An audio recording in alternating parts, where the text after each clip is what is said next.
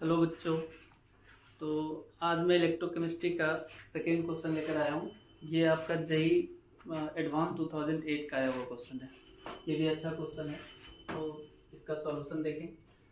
ये कह रहा है electrolysis of dilute aqueous NaCl solution was carried out by passing 10 milliampere current.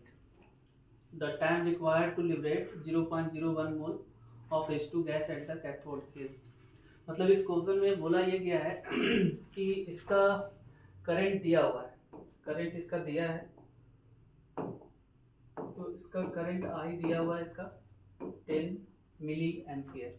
तो एम्पियर में चेंज करने के लिए 10⁻³ कर दें, तो ये एम्पियर में हमारा आ गया।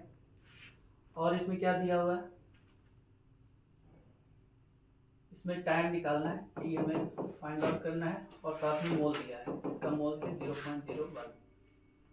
तो देखो आपने पढ़ा होगा कि नंबर ऑफ ग्राम इक्विवेलेंट जो होता है वो नंबर ऑफ फराडे के इक्वल होता है, नंबर ऑफ फराडे के बराबर होगा। अब ग्राम इक्विवेलेंट का फॉर्मूला पता है, ग्राम इक्विवेलेंट को हम लोग तोड़ते हैं n फैक्टर इनटू मोल में, तो ये आपका हो जाएगा n फैक्टर इनटू मोल। और नंबर ऑफ फराडे को हम लोग चार्ज अपॉन 96500 लिख सकते हैं। अब चार्ज के बारे में पता है कि चार्ज आपका I इंटू टी होता है। तो यहाँ से n factor is equal to mole, और यहाँ पे I इंटू टी लिख दें और डिवाइड कर दें 96500 से। अब देखो इसका n फैक्टर कैसे निकालेंगे, तो हाइड्रोजन गैस की बात हुई है, तो हाइड्रोजन गैस का रिएक्शन लिखो, तो 2H प्लस 2 इलेक्ट्रॉन लेकर आपका H2 गैस में जाएगा।